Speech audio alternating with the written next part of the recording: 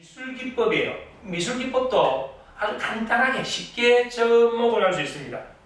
왜냐하면 우리는 그림을 통해서 자신의 억압된 어떤 감정을 드러내기도 하고 또는 자기 안에 어떤 동기나 이런 부분들이 거기에 묻어날 수도 있죠. 또 특정한 어떤 행동 패턴을 발견할 수도 있고. 그러면 이건 어떻게 하느냐면 이거예요. 그래서 이제 흙을 가지고 뭘 만든다고 하면 이 흙을 만들 때 눈을 감고 어떤 형상, 도자기를 만든다든지 그릇을 만든다든지 어떤 형태를 만들 때 눈을 감고 만드는 거예요. 눈을 감고.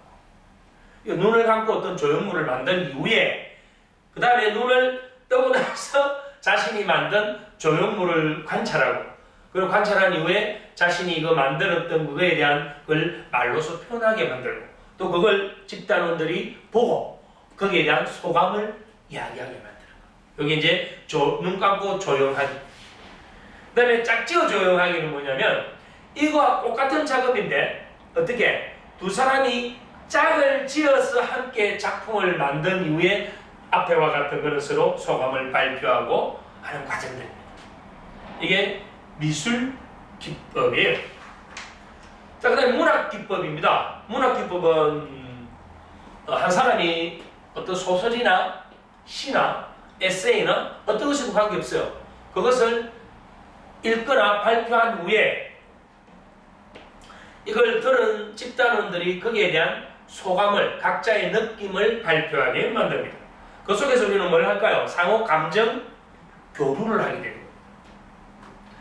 자, 모두 잠시 눈을 감고 우리가 이제까지 느낀 점을 하나씩 말해볼까요? 모두가 눈을 감고 우리가 이제까지 느낀 점을 떠올리면서 잠시 후에 눈을 뜬 이후에 그 느낌을 한 명씩 일어나서 발표하는 시간을 가져보겠습니다. 이렇게 이제 멘트를 넣어서 각자 한 명씩 그걸 이야기하게 만드는 거예요. 자, 그러면 이제 이걸 여러분들하고 이제 제가 한번 해볼 거예요. 집단에서 처음 만났을 때 이런 프로그램을 적용하면 아주 재미있어 하면서도 그 사람들의 어떤 집단이 갖고 있는 이러한 욕구나 동기를 파악할 수가 있죠. 이거는 뭐냐면 내가 앞에 문장을 3분의 1이나 절반만 말을 합니다. 앞부분만 이야기하면 뒤에 부분을 누가 채워넣으라는 말입니까? 그 집단 구성원들이 다 채워넣게 만드는 거예요. 그걸 처음에는 상담사가 앞에서 하고 내담자들이 거기에 대해서 말을 잇도록 만들고 나중에는 집단원들끼리 A가 앞부분을 말하면 뒷부분은 누가? B가 이어서 만들게 하는 이러한 이제 치료 기법이에요. 자, 제가 이렇게 하면 여러분이 정말 저를 아신다면 그럼 여러분들이 이제 그 뒤에 말을 이어서 완성하는 거예요. 문장을 완성하는 거. 여러분들이 정말 저를 아신다면 하면 그건 나머지는 이제 뭘까요? 답이 있는 게 아니라 여러분들의 상상을 무엇이든 갖다 붙이면 된다는 말입니다. 그것이 맞고 안 맞고 옳고 틀리고도 없어요. 그냥 저를 아신다면 하면 정말 당신을 존경하게 될 겁니다. 정말 당신과 좀 더 함께 하고 싶을 것입니다. 이런 식으로 이제 뒤에 이어주게 만든다. 문장을 완성시킨다는 거예요. 여러분은 저에게 더 이상 없어요. 여러분은 저에게 이렇게 하면 그 뒤를 이어야 돼요. 어떻게 이을 수 있을까요? 여러분은 저에게 희망입니다. 여러분은 저에게 미래입니다. 여러분은 저에게 행복을 주는 메시지입니다. 이런 식으로 이제 이어가게 만드는 거예요. 여러분에게 바라는 것은, 제가 여러분에게 바라는 것은, 그럼 이제 내담자 집단 구성원의 그 개인이 바라는 것에 대한 이야기를 하게 만든다는 거예요. 이러한 것을 뭐라고? 문장 완성. 여러분 코칭에서 이걸 활용하면 좋겠죠. 여러 가지 앞에 문장을 만들어가 그 뒤에 건 답이 없는 거잖아요. 그럼 상상력을 통해서 어떤 말을 막 표현하게 만드는 거. 표현 과정에서 이미 안에 있는 게 굴려 나오잖아요. 그러면서 발표로 훈련도 되는 것이고, 이게 문장 완성입니다. 자, 눈을 감게 만듭니다. 이 집단 구성원을. 눈을 감게 만든 후에 10대 때 자기가 살았던 집을 떠올리게 만드는 거예요.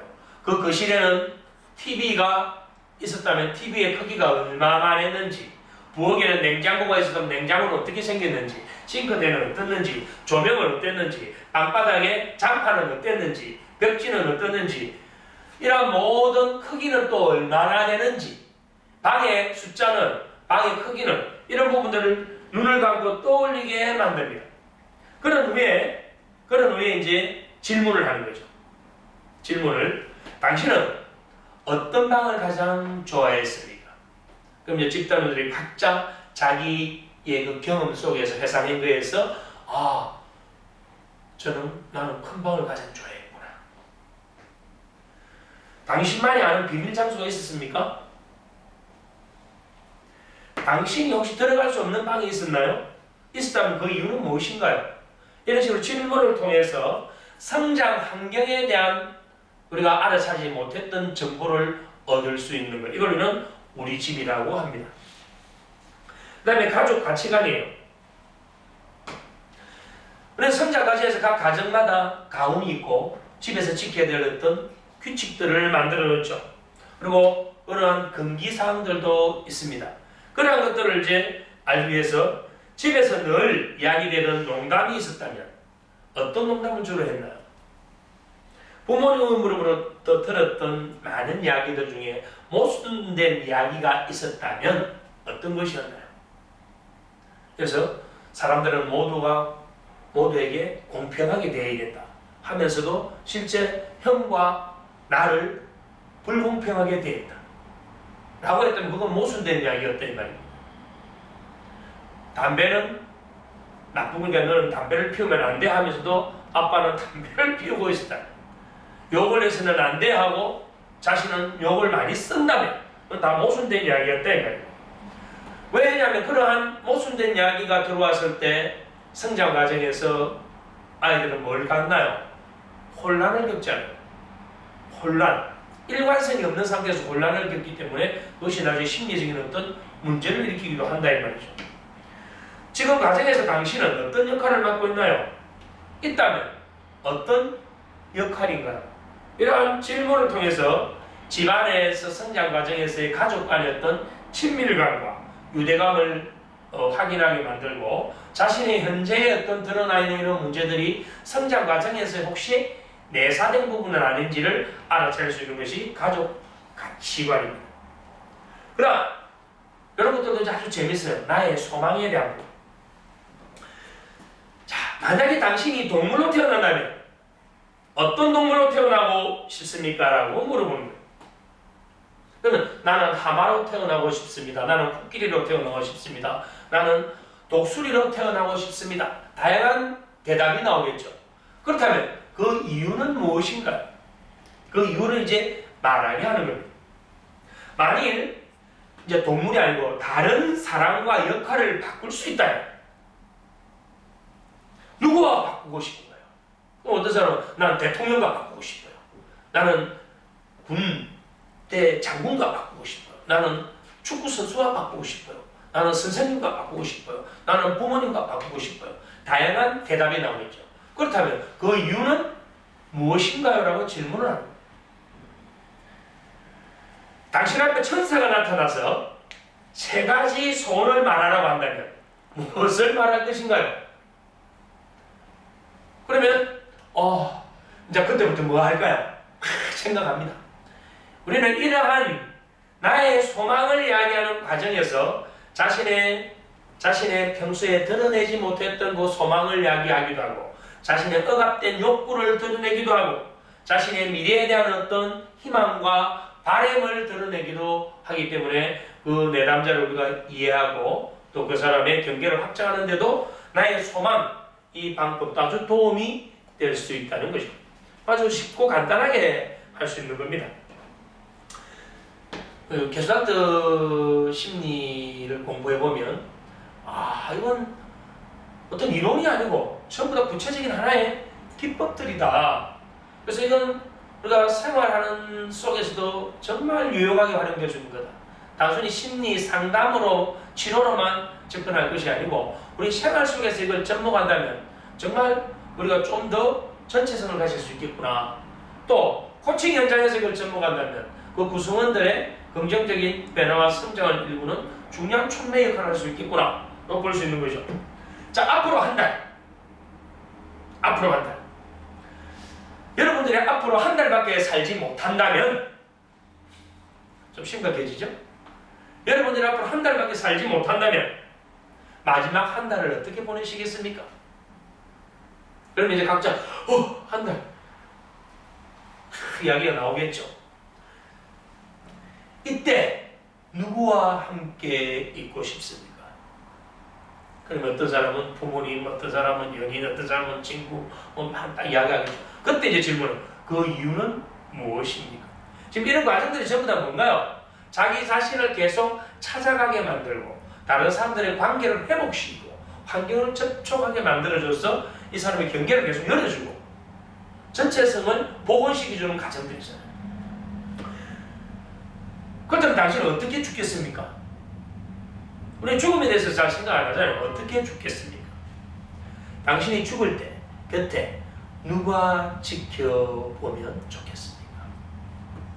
그때 이제 분위기가 벌써 숙연해지죠. 자기 삶에 대해서 객관적으로 이제 조명을 해주는 거예요. 당신의 병이 이때 이제 반전을 하는 거예요. 당신의 병이 기적적으로 완치되었습니다. 당신은 어떻게 시간을 보낼 것인가? 자, 죽음의 앞에까지 갔어. 내가 임종을 앞두고 누군가가 나를 지켜봐 줬으면 좋겠다는 것까지 갔는데 갑자기 반전을 시키죠. 기적적으로 병이 완치되었고 그러면 기적적으로 완치된 당신이 앞으로 당신의 삶을 어떻게 살아갈 것이냐, 당신의 시간을 어떻게 보낼 것이냐, 이 순간 팍 깨집니다. 내가 그동안 정말 엉뚱한 것에 초점을 맞추고 있었구나. 내가 너무 어리석었구나. 지금 앞으로 나는 이렇게 살아야 되겠어. 내가 죽음까지 경험해봤는데 그건 실제 경험한 건 아니지만 그것까지 내가 열려버렸기 때문에 이제 확 변화가 와버린다. 이게 앞으로 한 달입니다. 이것 통해서 우리는 삶의 가치를 발견하게 되죠. 그리고 새로운 관점을 만들게 됩니다. 그리고 초점이 과거의 부정적인 초점에서 어디로? 긍정적인 부분에 초점을 맞출 수 있는 상태가 되는 거죠. 다음도 또 재밌는 거. 유언장. 당신이 죽음을 앞두고 유언장을 남긴다고 상상을 하세요. 그럼 이제 또 분위기가 숙연해집니다. 가족과 친구들에게 어떤 당신이 갖고 있는 개인적인 자질을 가족과 친구들에게 나누어주고 싶습니다. 그러면 자신을 들여다보는 거예요. 나의 이 자질은 정말 좋거든. 이건 꼭 내가 전해주고 싶어. 라는 게 있다 이 말입니다. 그러면 그건 남겨주고 싶은 거지만 당신의 어떤 부분을 당신의 무덤에 들어갈 때 함께 묻어버리고 싶습니까? 그러면 자기 안에 나쁜 것들을 이제 발견하게 되는 거예요. 앞에는 좋은 걸 발견했고 이제 내 안에 불필요한 나쁜 것을 발견하게 된다 이 말입니다. 어떤 부분이 다른 사람으로부터 물려받은 것입니까? 그럼 자기 안에 받았던 게 그게 좋은 것이었던 나쁜 것이었던 이게 어떤 부분은 다른 사람으로부터 내가 받은 것이다 라는 걸 또 만나게 되는 거죠.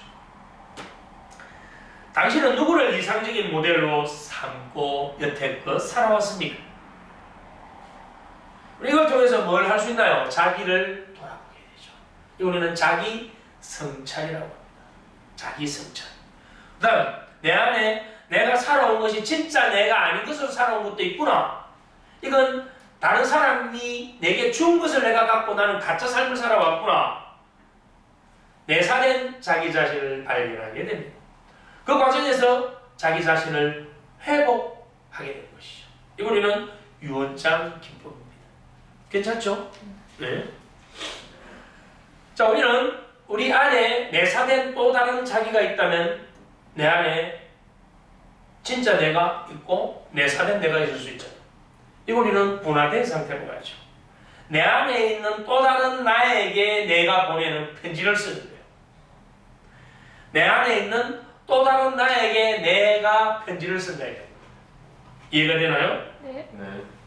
그러면 그 편지를 쓰게 만들고 쓴 이후에 편지에 들어있는 내용들은 긍정적인 것, 부정적인 것이 있겠죠.